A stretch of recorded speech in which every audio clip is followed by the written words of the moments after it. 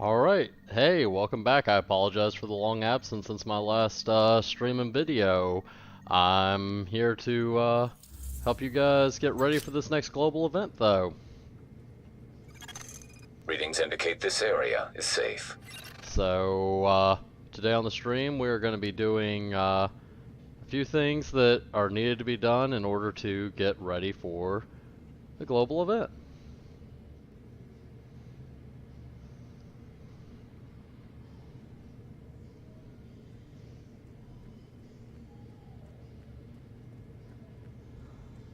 Alright, making sure that, sorry, I had to check and make sure that everything was running correctly. Alright, so, like I say, getting ready for this next global event. Yeah, we know for sure that it's going to be Global Event Assault. It's going to start up tomorrow. One of the first things that you're going to want to pay attention to in the video is you're going to need to be ready to farm a ton of global event currency. Now you may be asking yourself, but Kelnon, I have no idea how to even get global event currency.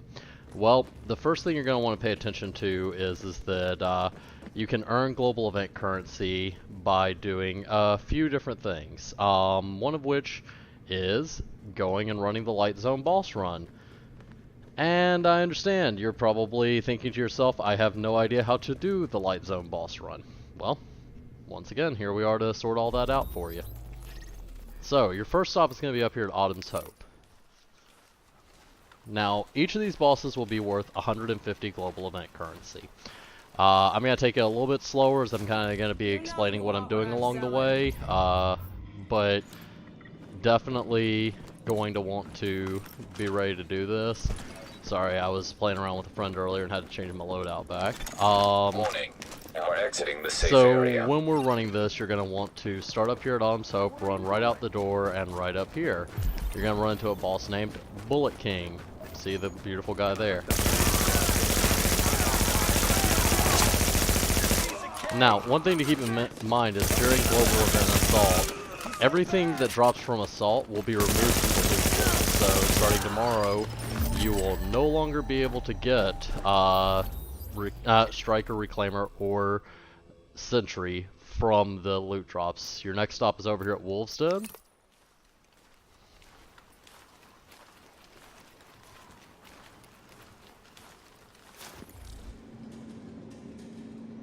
And we run out of this door. Cut a hard right. Drop down.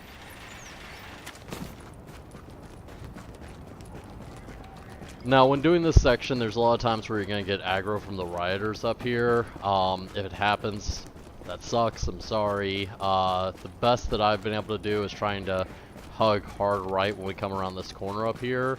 It seems to be about 50-50 on whether or not we're going to get any rioter aggro.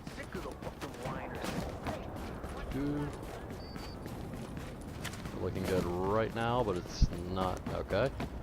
And there we go. We avoided getting any rioter aggro this time. So next boss up here is going to be a pretty straightforward boss. It's a cleaner, you know, shoot weak spots, makes everything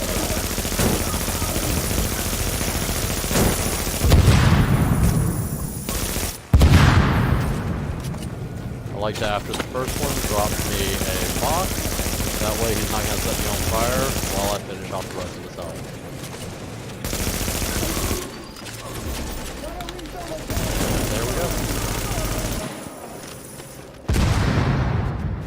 Now, you may have noticed that I'm not paying that much attention to the loot. The reason being is that you can actually hear what kind of loot drops. Exotics and classifieds have a very specific sound when they drop, and that will allow you to very easily know if you're getting anything worth anything. So we port over to Amherst, we run over here. Yeah, first few times it took me a little bit to remember how to get down in this area, but it's real simple. Just right through there. There are cleaners that sometimes are pushed up here and will aggro on you, and it looks like we're going to get them this time, yeah. Sometimes they're a little further back, don't aggro. It's kind of a toss-up on whether or not we actually get aggroed by them. Looks like I still have one behind me. I'm going to see how close he gets while I'm clearing out these guys. So this guy, real simple, heavy, strength does quite a bit of damage, but has very little HP, so pretty easy to churn through there. Obviously no classifieds or exotic things, so that based on the sound, just like that one. And turn around and shoot. Alright, so next up we're going to be going to Kermit Station. So just teleport right down here. Now, if you try to use a map marker on where the boss is here, you're actually going to run into some issues. So what you're going to want to do is run straight out, cut a right, and then go right behind the safe house. And when you're back there, there's going to be a little area where you can jump up and over. So let's say that, for instance, that I put a map marker over here in the general vicinity of where this boss is. Okay, please allow me to place marker. There we go. Alright, so it's gonna put like this crazy route around there. That's not the way you want to do it. Warning. I want You are now to leaving run the out safe here. area. Cut immediately to the right and behind the safe house and right up and over this. So the map marker would have had you going all the way around all these buildings, which adds a ton of travel time to this. Ideally, you want to be doing this in about 20-25 minutes per run. Obviously, like I said, I'm going to be doing it a little bit slower because I'm kind of explaining some stuff here, but yeah.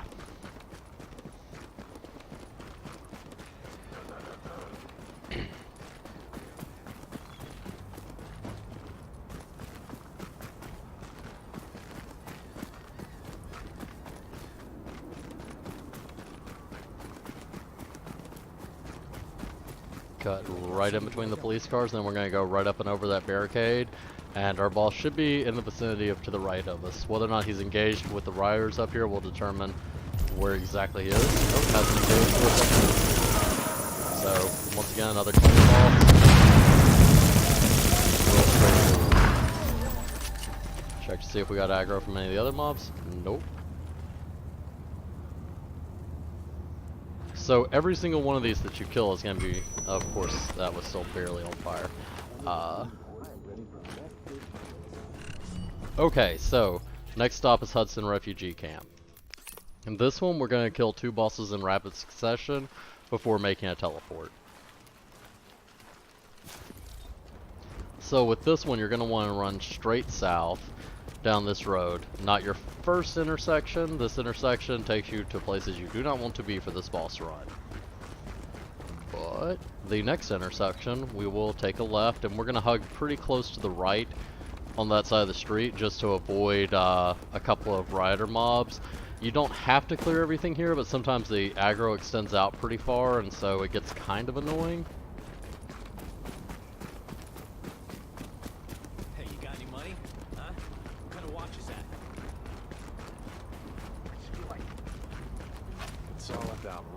So I'm going to go ahead and get a couple of stacks off these mobs, then proceed down.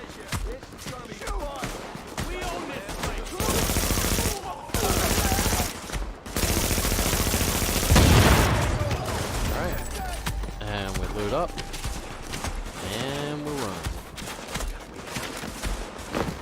Mainly because this aggro is irrelevant.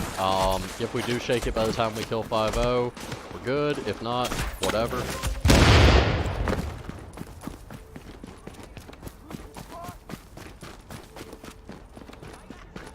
Hop the fence. Yeah, it looks like we're mostly shaking that aggro. I am unkillable.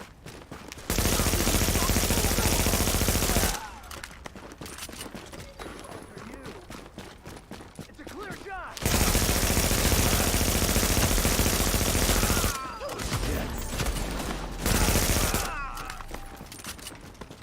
Alright. And sometimes we just have to run a little bit because of aggro. So that one's about a 50-50 on whether or not you can just do a clean extract there, or whether you drag aggro with you. I'm going to go in here, yep. Alright, next up we go over here to the cavern. Now this one's the underground one, and a lot of people that I've seen get mixed up on which exit to take. Once you teleport in, if you just run straight forward, that's the correct exit. Now with this one, because these are going to be cleaners, it sometimes bugs out and we get a little bit of aggro from up on the street and have to run it out. Sometimes we don't. This one's seems to be about an 80% chance of I'm going to end up with aggro that I don't see and that I have to run out. Anyone who, of course, is familiar with Division mechanics has grown accustomed to by now random mobs from a different vertical level interacting with you.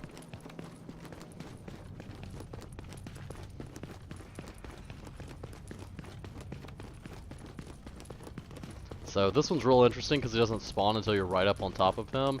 Now you have to have done the finding Michael Turner, whatever the mission was, about that guy who hid inside of a locked room. There's 4 parts to that mission. If you have not done that one yet, this mob will not spawn. There's a couple more like that sound like an exotic. Yep, a Striker's Pack, which effective in what, about 10 hours will not even be a drop that I can get out of that one. So, kind of funny.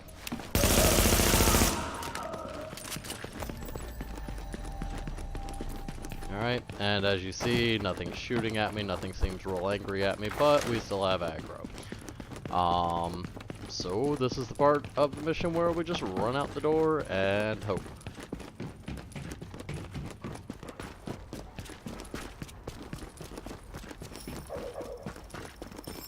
Alright, good. Looks like we have a couple of mobs up here. Just confirming that. Yep, that'll allow us to probably break aggro if I'm going now. Yep. Alright, great. Now we go all the way down to Napalm production site. This is the longest run in this mission. We're going to kill a mob, and then unfortunately the next closest spawn to the other mob is just a very, very long run. You've got a bunch of mobs here though. The good news is that you can kind of ignore all the ads. You pop the boss. I usually like to pop a couple of the guys around him, specifically the rushers. Grab my loot and get up out of there.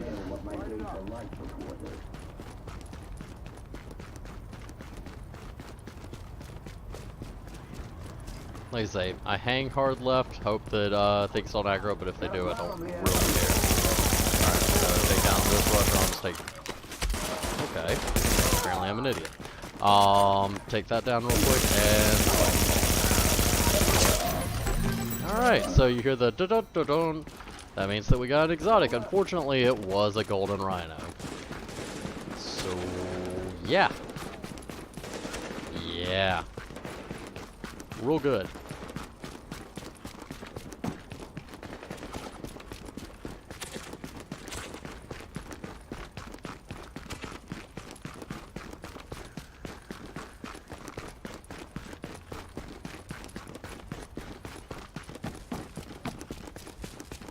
So the other things to consider tomorrow for the global assault, which will go from tomorrow until next Monday. It goes until about 3 a.m. Eastern Standard, or starts at 3 a.m. Eastern Standard Time and runs till 3 a.m. Eastern Standard Time the following Monday in the U.S.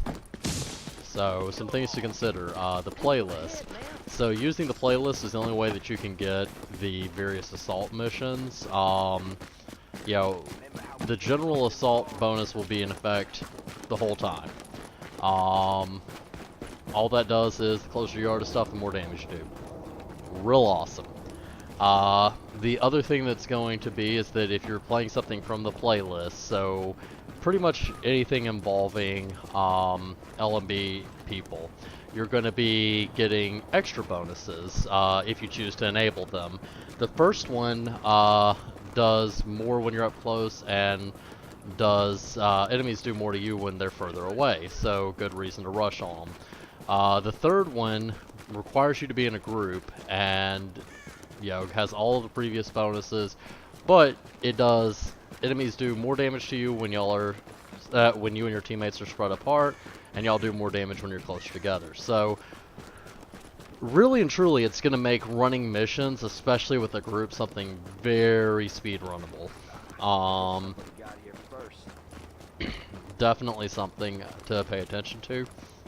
Now, one thing to keep in mind is, assuming you want to run your striker build for this, and you're thinking, all right, I'm going to take on General Assembly, for instance.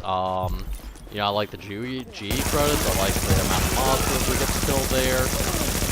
One thing that you need to pay attention to is that the helicopter at the end is going to be a pretty far distance away from you, and you don't get striker stacks on it. Yeah, that's definitely something to pay attention to, because you don't want to be surprised by that helicopter all of a sudden doing a whole boatload extra damage to you.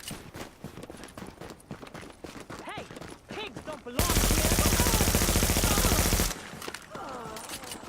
Alright, so that one's done. Now we port over to the ward, and we go kill Chains. And Chains does a lot of damage and has a lot of health. So what you're going to see me do when I'm interacting with Chains here is that I'm actually going to go ahead and eat some canned food. Basically what canned food does is that it makes all healing on you 40% more effective. Warning. Well, with striker stacks, that makes my whole life a lot more effective. Especially since when I'm doing PvE in general, I generally run on my 9k build. This is a 9k striker, 9k stamina, so those stacks, you know, you have 17% health per second with 100 stacks normally. With canned food, that boosts up to 24.8%, so pretty significant chunk of health per second. I should be able to burst down Chains no problem. Depending on how many ads I get really is going to be the big determining factor in how carefully I have to play this, but it's definitely worth a canned food for me not to have to think too hard about this. Allows me to speedrun a little bit better, and there I consumed the canned food, and now we'll be done.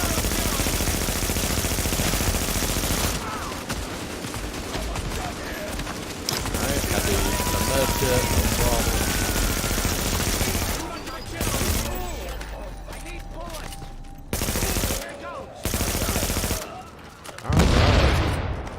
Real easy. One med kit consumed. I'm not particularly upset about that. I may have been able to go through it, but let's play it safe rather than sorry. Alright, so now we go over to Police Academy. Turn right back around here, jump over this barricade, run down. There's some Rikers on the right that I essentially always get aggro from, so now I just preemptively kill them. Like, I don't even worry about it. I guess I can try a sneak by just to show you how it should be done, assuming you want to sneak through here. And apparently I am going to successfully sneak today. Okay, well, I'll take that. Now, one other thing to pay attention to is you want to run LZ boss runs with your friends if at all possible. The reason being is that every drop that you get is something that if they need, you can drop for them, and vice versa. It makes gearing up a lot easier. Like, you know, I did not need that Striker's back there, but I have a buddy of mine who, if he was here right now, would have absolutely loved to have it. So next up we go to East 31st, and we're going to just use this as a turnaround point to run right back out.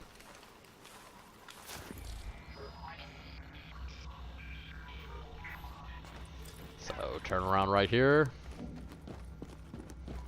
run back out.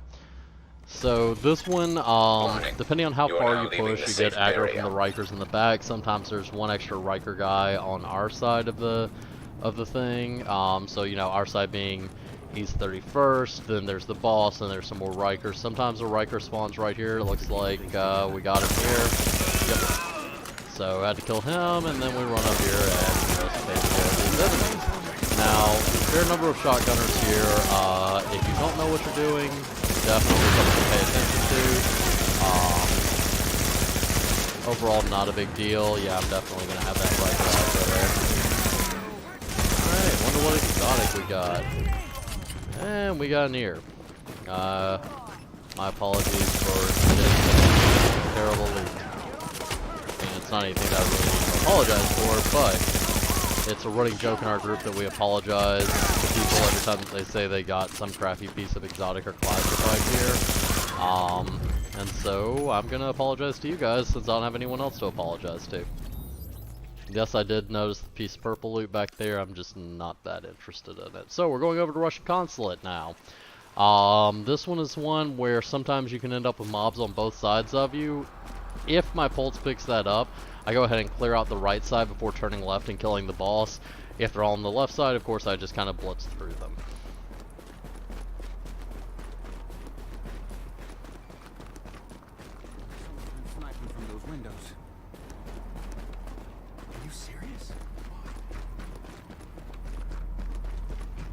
Pulse, and Pulse says we're clear. Alright, cool.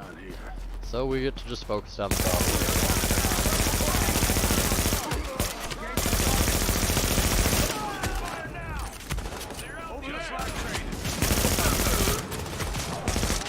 Pop a med kit and continue on. I'm actually not worried. I know that your health would indicate otherwise, but if you've never played with a striker, especially a 9k striker, as soon as the damage basically slows down enough that you're not taking a negative amount of damage, you will eventually heal back to full.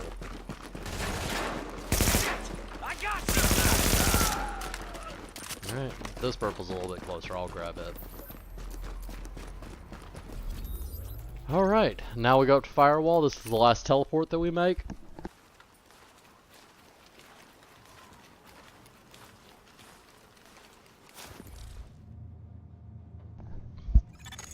You are and now we go up here area. and we kill Sergeant something or another. We always just call him Riot within my group. Warning, you are exiting the safe area. Because he looks like a riot cop. Except he's way harder to kill. Not that I have any experience with the killing of cops, I'm not suggesting that. I just have to assume that I couldn't shoot a riot cop with like 9 million bullets and him still be okay. This guy you can. He has a lot of EHP. So you just run up real simple here, not a big deal. One thing that I do like to do with him is go ahead and get myself an overheal from my box. Readings indicate Yeah, if you're running a essentially no electronic build like this, the box will heal you for more than an overheal. So having that box just give you a third of your health right off the bat with the ability to overheal, well worth. Alright, so time to kill Riot. Sergeant, yeah, that's his action. So you may be wondering why I'm shield banging there, even though I didn't have a good shot on him. It's because I was building up striker stacks, so that way I would just heal while he kept shooting. Now we can fight him down. What was that? Oh hey, classified. Predator Mark holster. Cool. Yeah, I don't have to kill those guys, I'm not going to.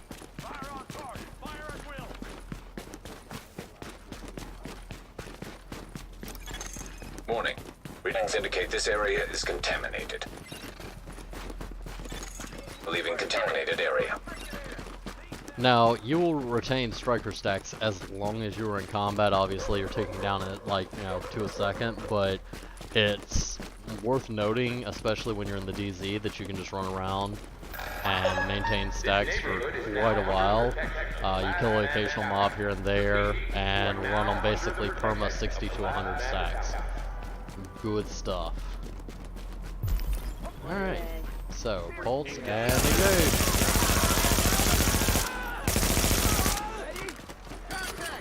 So this is Apollo up here. Apollo likes to use all kinds of seeker mines. He also likes to throw out the occasional box, or not box, I'm sorry, the occasional turret, and make me hate him very much for it. I'm just gonna go ahead and heal up right here.